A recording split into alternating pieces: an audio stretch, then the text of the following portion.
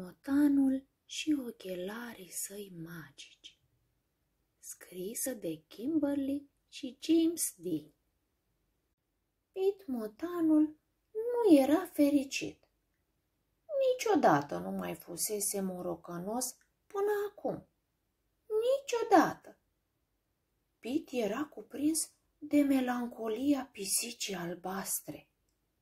Apoi, ca și cum lucrurile nu ar fi stat destul de prost, apare și broasca morocănoasă. Broasca morocănoasă nu era niciodată veselă. Era mereu încruntată. Însă astăzi broasca morocănoasă nu era morocănoasă. Acești minunați ochelari de soare, albaștri și magici, îți alungă tristețea.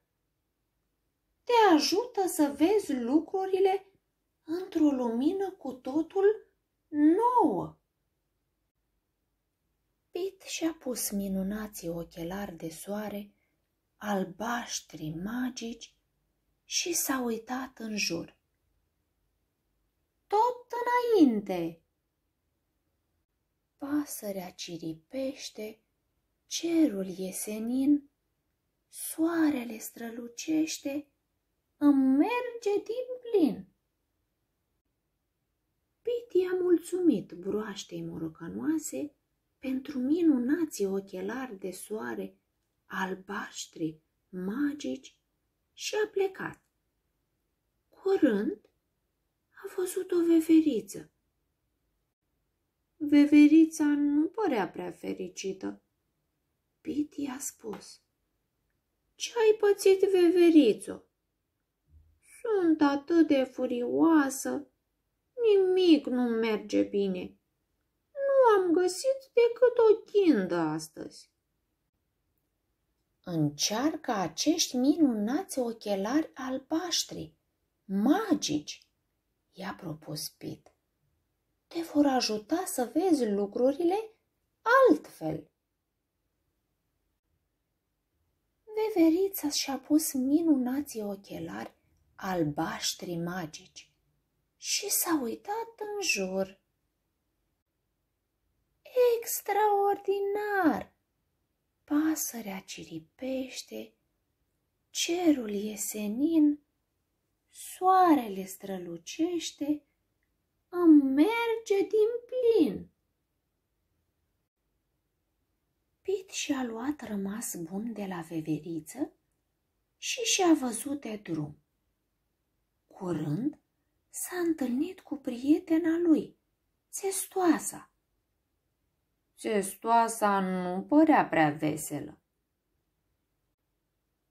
"Ce-ai pățit, Țestoasă?" a întrebat-o Pete. "Sunt atât de frustrată, nimic nu merge bine. Sunt întoarsă de tot astăzi."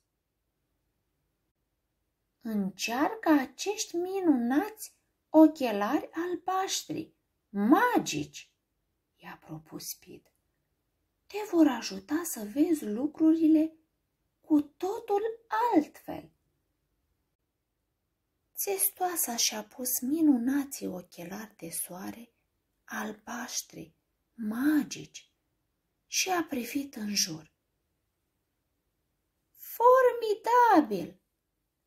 Pasărea ciripește, cerul e senin, soarele strălucește, îmi merge din plin.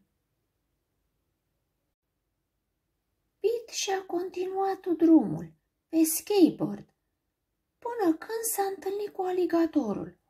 Aligatorul nu arăta deloc fericit. "Ce-ai pățit, aligatorule?" l-a întrebat Pete.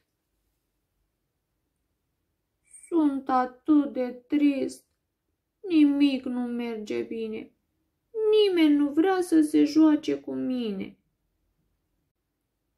Încearcă acești minunați ochelari de soare, albaștri, magici, i-a propus Pete. Te vor ajuta să vezi lucrurile într-o lumină cu totul nouă. Aligatorul și-a pus minunații ochelari de soare, albaștri, magici, și s-a uitat în jur. Super! Pasărea ciripește, cerul e senin, soarele strălucește, îmi merge din plin. Pete și-a continuat plimbarea pe skateboard, simțindu-se grozav, când deodată a căzut.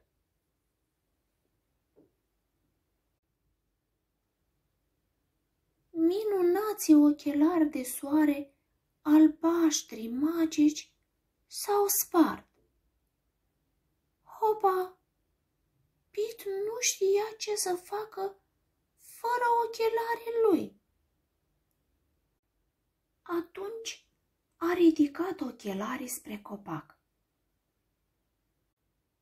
Bătrâna bufniță înțeleaptă i-a zis: Pete, nu ai nevoie de ochelari magici ca să vezi lucrurile altfel.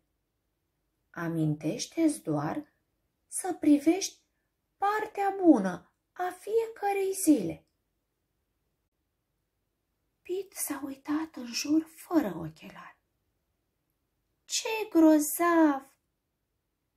Pasărea ciripește, cerul e senin, soarele strălucește, ne merge din plin.